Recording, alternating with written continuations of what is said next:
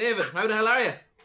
I'm very good, my friend. How are you? I'm good, man. It's a lovely Saturday morning here. The sun is shining. It's a grey sky outside. It's probably going to piss rain later on, but it's fucking lovely. And as I said to as I said to Malachy Kelly, our last guest last week, we're Irish. It's all we talk about is the weather. So, in fairness, but look, moving on from my absolute nonsense. Tell us a little bit about yourself, man. So I'm the owner of Feehan Fitness. I am a personal training kind of nutrition mindset. My niche would probably be that I add a lot of mindfulness kind of into personal training, kind of especially COVID times. You need how can I say you need that extra boost. I think mentality wise,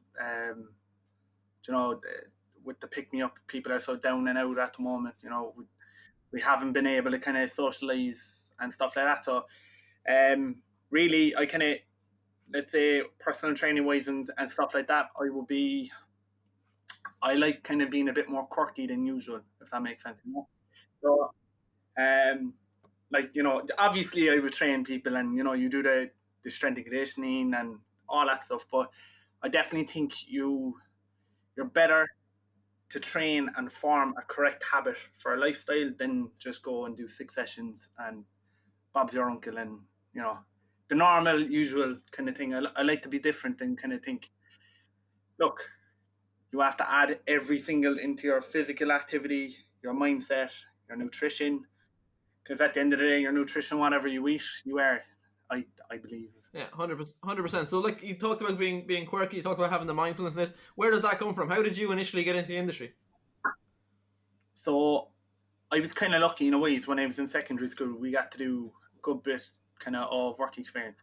So I was always kind of mad of kind of at a young age. I was always into sports. If it was playing soccer when I was younger, and then I kind of got big into basketball. I went big into boxing. Boxing then became an addiction more than anything, and then kind of breached away from that for a while and went into, let's say, MMA and stuff. So when I kind of knew that I love sports, I went into work experience wondering I wanted to do a gym. And so I went into Leisure World, which is kind of like a county council, how can I say, owned gym. So like they're all over Cork City and stuff like that. So it was the one in the north side of Cork that I went to, and it was just for 2 weeks. So I kind of got the taste of doing lifeguarding. You had your daily tasks of cleaning the gym and all those lovely kind of things. And I always thought that, like, being a gym instructor was you're just dealing with kind of people, and I kind of turned me off that, like, when you're that young and you're like naive and you're like, what do you mean I have to use a Hoover? So at that point then, I kind of realized that, like, it kind of, the checklist of you helping people, you can still hoover away and kind of still feel good about yourself, So when I went from there, then I done a bit of work experience in a gym again in the north side. It was all usually around the north side of Cork, but it was a personal training gym this time, so directly only personal training. There's no swimming pool or anything. So I kind of got the vast. That was Platinum Performance. That was actually, it's closed down now, but it was actually part of a GA kind of stadium or kind of pitch club, whatever you want to call it. So you had it there, and all it was just people coming in and out doing personal training. And that, like, again, that was a different approach than going to Leisure World. So it was kind of good to see that. That was part of college with Image Fitness. So to see that way of, it's not just a gym, a pool, and Hoover. There's different areas, and you can create your own kind of ideas and your own image of your own kind of fitness industry as you like. It's all in your hands. There's no rules and regulations, and I kind of like the thought of that.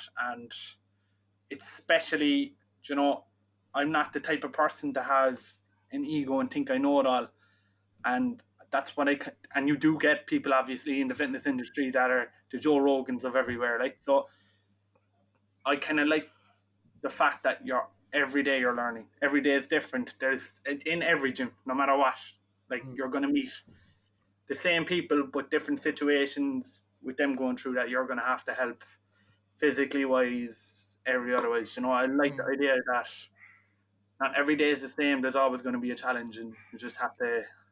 It's like a puzzle, you know. I like that. I like that thinking about it's like a puzzle because every day is a little bit different. But you talked Yeah. there about a wee while ago about mindfulness and being quirky, but the mindfulness thing is really interesting as well. How does that apply to your clients? How do you kind of put that across to your clients?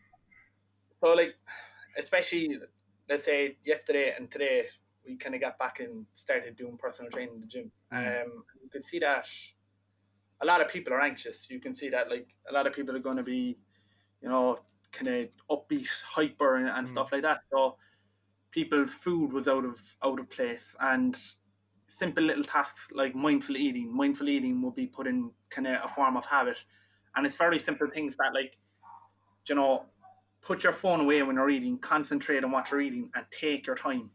And I know everyone's on a rush today for no reason, but you know, it's just to kind of take your time and to understand that like just chew. Don't be chewing and just swallowing a whole banana. Do you know what I mean? Just relax and like everyone's. I don't know why the world is moving 365 times faster than last week. You know, Yeah. social media wise, and people are trying to follow that on a lifestyle regime. People need to. Do you know what? If I could, I would literally get the whole lot of Ireland right now up to the Shaolin monks to do 6 weeks of just meditation and pure self discipline, and I'd be a happy man. Okay. We're, the petition starts now. The petition starts now to get the entire island of Ireland out to the Shaolin monks. But is it a lot about just keeping people out of autopilot? Because we've talked about this recently on the podcast as well.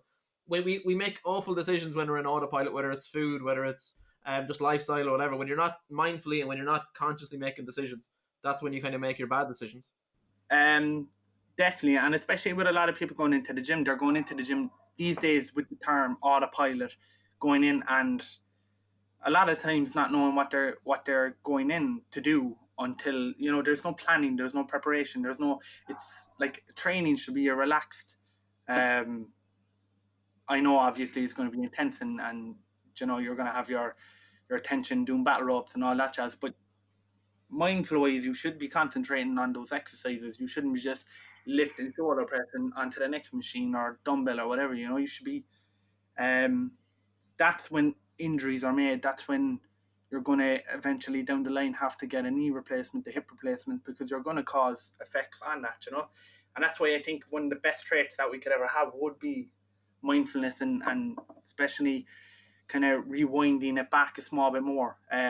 It's frightening, like especially in the gym when you're seeing people, you know, like going, you know, having no walkway, wise, if this makes sense, walkway or pathway. They're just going on a treadmill. That's it, out the gaff, and going straight to work, eating the bloody microwavable lasagna that they get from Marks and Spencer's, and on to a call center or whatever job they do or whatever. You know, it's very robotic and it's not natural, especially for us. Um, I just think we're very robotic people at the moment, and you know we definitely need to meditate. Our heads are fuzzy.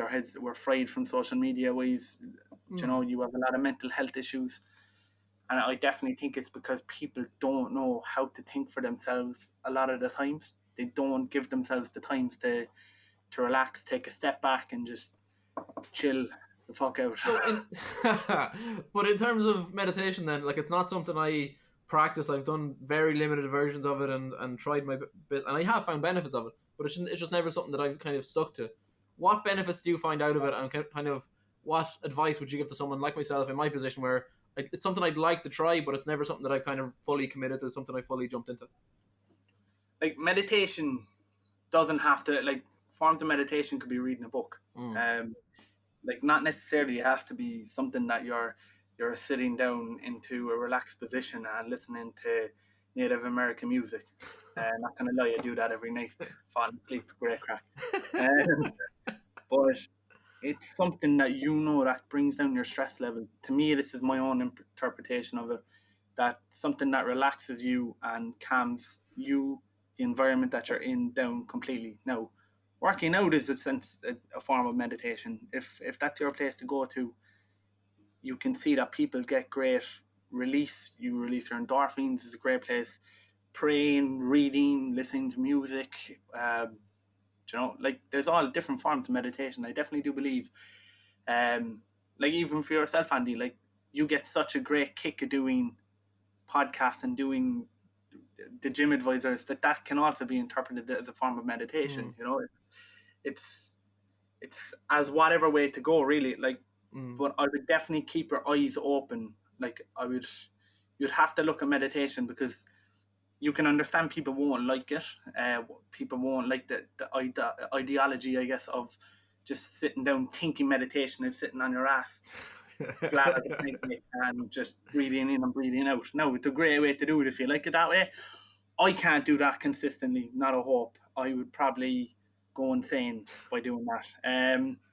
But a lot of it comes back. It's like we talk about on the side and a lot of places in terms of exercise. It's find what works for you, and then kind of like trial and error. Try the sitting on your arse listening to Native American music. If that doesn't work for you, move on to a little bit, because the benefits, it can't not work based on the this might not be great advice in a lot of areas because groups of people make bad decisions, but people talk about meditation and the benefits of it so much that there has to be something good in it for everybody. Just find what works for you.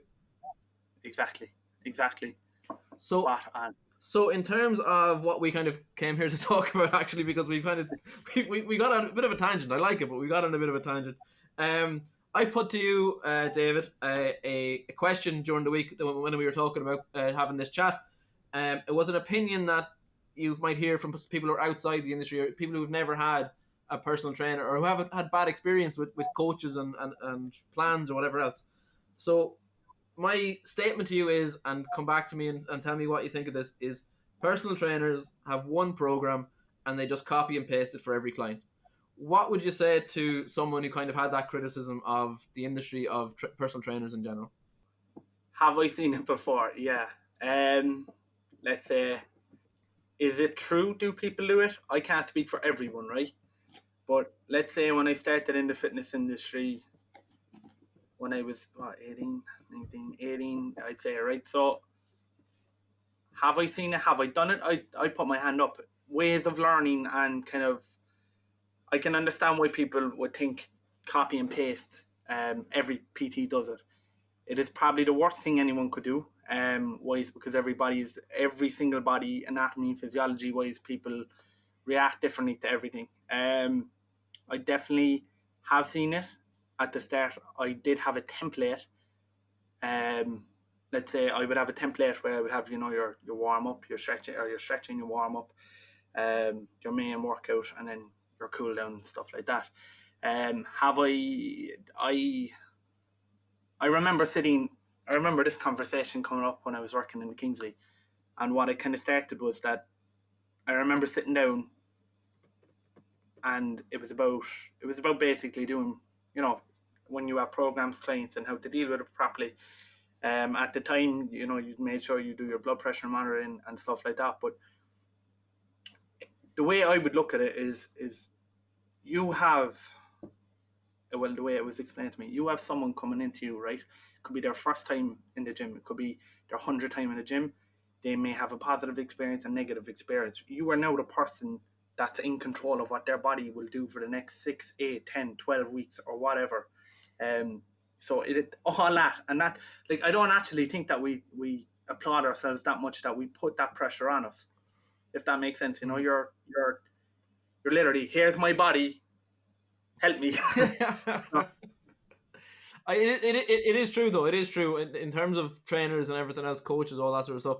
And it's when someone does take on a personal trainer or go and work with a personal trainer, they are putting a lot of responsibility in a person's hands, and the good coaches realize that, and that's why they're good coaches, because they realize that, and then they put in the work and they're able to take that responsibility and work with it. It's the other people who you're kind of maybe referencing as well, who maybe don't realize it, maybe don't care, and they're the ones who just are the ones maybe that are kind of the bad eggs or whatever you might call them. Yeah. And I especially do think, like, I was lucky with the people that I had around me, that I kind of understood quickly and what the good things and the bad things were to do in a situation like that for programs. Like, I learned knowledge about let's say not copy and pasting and all this stuff. I learned them from my supervisors and people and my tutors and stuff like this, that every single body is different. Mobility wise, like I could have a 60-year-old post knee replacement.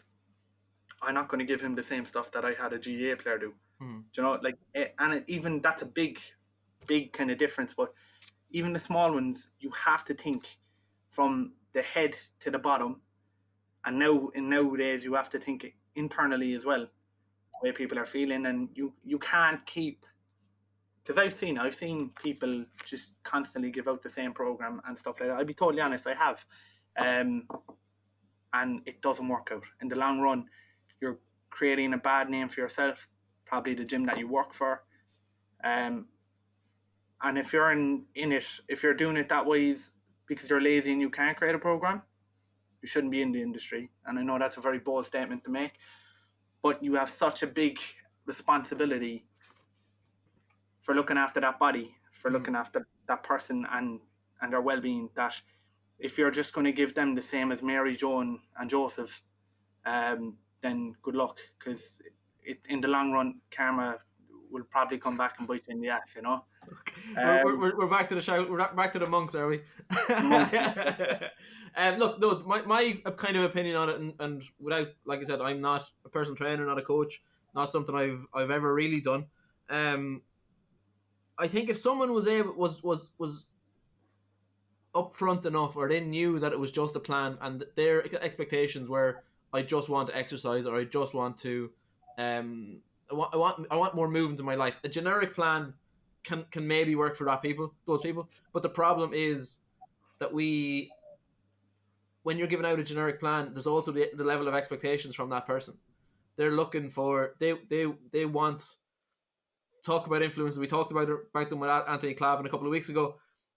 The reason you buy plans off people like that is because you want to look like them, or you want to have that kind of whatever their life is. That's what you're buying into, and that's why you pay top dollar for them. And to realize that they're probably just these generic plans is a bit soul destroying. And then that's when you start painting the whole industry with the same brush, you know.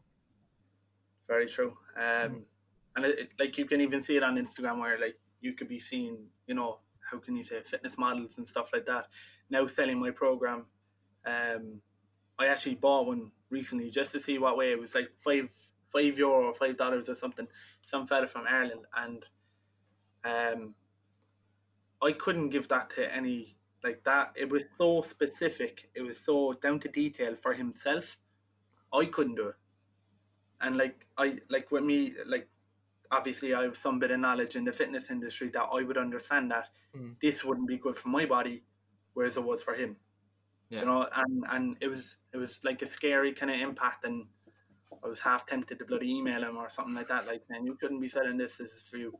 But I kind of stayed quiet. But yeah, like it's weird ways that kind of, you know, like I remember years ago just getting a plan and stuff like that. You actually were there while the person was creating it with you in a way.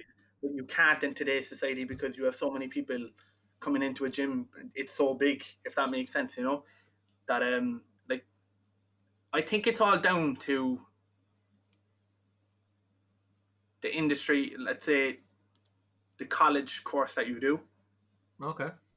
Right? It's down to that.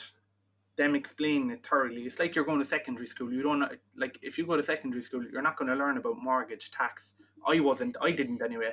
I didn't learn about the real stuff of you know what I mean.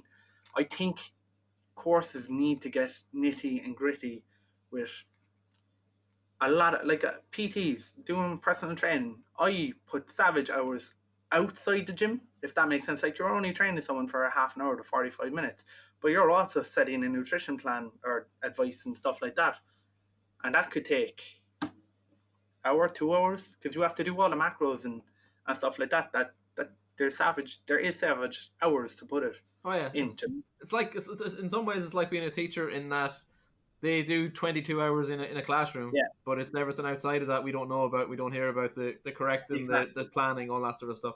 So look, I think just to leave it there in terms of that sort of area, I think there's so many good people in the industry who are doing that. It's a shame that so many good people in the industry who are individualized content and individualized programs and coaching, and then it's like you said, it's a shame that it's sullied by people who are doing the opposite. But all we can do, David, is myself and yourself and everyone on the site, everyone else in the industry, is keep fighting the good fight. That's true. Yeah, and just kind of every person that's either training people or doing programs and stuff like that, I definitely would start thinking, kind of making things slightly different than what they were. Like every day, this industry should be changing, whether it's to do with the supplements, the way that we train people, the way that programs are done, whatever way it is. It's always about the person itself coaching differently and correctly for the person that they're training. And that's a lot of criticism. So that's leaving your ego out the door, and that's you saying, I'm a fucking failure for 24 hours until you get the right idea, so, and the right pathway, because you don't want someone coming back 40 years down the line blaming you for their hip replacement, knee replacement. It's a scary road that you just wouldn't want, so. With great power comes great responsibility, David. That's all I'll say. That's a great kind of synopsis of that kind of opinion. So thanks very much for that. A couple of questions to finish up, though. What's the favorite part of your job? What's your favorite part of your job? The challenges. I definitely like myself a challenge, so I treat everything like Mount Everest. Never climbed it though. Never climbed it. So, kind of, I'd always take a step back and criticize myself. Wise, if it's training wise, kind of admin wise or whatever. I think that would be the best thing about this job, is that every single day there is an easy challenge, a medium challenge, and an exhausting challenge. So you're kind of left there. I'm giving myself the age of 32, and I'll probably be bald. Due to stress. What are you talking? Very specific. But yeah, so I definitely think the challenges it brings forward with you. Okay. It changes. They say you change every 5 years in the fitness industry. You change every 42 days. Because I definitely the challenges. It's my favorite thing. Okay, so if your favorite thing is the challenges it provides, what's the worst thing about it then? The worst thing? Hoovering. Perfect. That's we'll just leave that there. That's perfect. David, is there anyone out there who inspires you? Like, social media is a cesspit in a lot of ways, but it does bring people together in some good ways as well. Whether it's social media or not, is there someone out there that you follow or just interact with in daily life that really inspires you? Especially the people I work. Especially at the moment, like Mark was an old supervisor. Believe it or not, my new supervisor is Mark as well. So Mark, my old supervisor, that fella was in the fitness industry 30 odd years. So he had it down to a T. So I learned, if it was in the plant room learning about the pool stuff, I learned a lot from him there, and ways to literally learn and kind of help the general public. Like, he was a lot about mobility, movement, and kind of what way the anatomy kind of works, So I learned a lot from him. CT Fletcher was a good man for the old motivation if you ever needed a pump. He was kind of, if you don't mind a few F words and stuff like that in your earpiece, I would definitely give him a listen. If you're listening to this podcast, you better not mind some swearing, so you're all right, don't worry. That was actually something I was going to ask you. Are you able to swear? And I was like, yeah. No, we're okay. Don't worry about it. So, and the new staff I work with, obviously, my new supervisor, we're around the same age, so it's great to be learning from someone that kind of experiences the same things that you do. And obviously, my fiance would be a great person that motivates me. If I didn't do that, I'd probably get my 2 legs chopped off. Mightn't be the fiance anymore if you hadn't. Okay, this one could have come from Mark. It could have come from anyone else. What's the best piece of advice you've ever received? Cover your ass at all times. Where did that one come from? Program related. Cover your ass at all times. Do not get someone to do 100 fucking squat jumps and they're just after replacing their 2 knee replacement or getting their 2 knees replaced. cover yourself at all times, numero uno. That came from when I when I worked first in the Kingsley. Cover yourself at all times. Doing programs, doing personal training, doing anything. You cannot fuck anything up. That is you out. That will be the best advice probably I ever got fitness related. 100%. That's a lovely way, lovely place to leave it, David, because it encapsulates everything. It encapsulates the idea of individualized training. It encapsulates the process of learning throughout the industry, and it encapsulates the swearing that we have on the podcast. So, of course, if you want to get in touch with David, you can, of course, on thegymadvisors.ie/Feehan Fitness. But David, you're also on social media. You have your own website if you want to point people in those directions. Yeah, so if you want to give us a follow on Instagram, it will be Feehan.fitness or Feehan Fitness on Facebook. You can also go onto our website at www.feehanfitness.com. Yeah, and that's everything. Lovely stuff, David. This has been an absolute pleasure. Thanks so much for your time. No bother, buddy. Thank you so much. Been good crack. To the rest of you, though, as always, hustle the fitness, baby.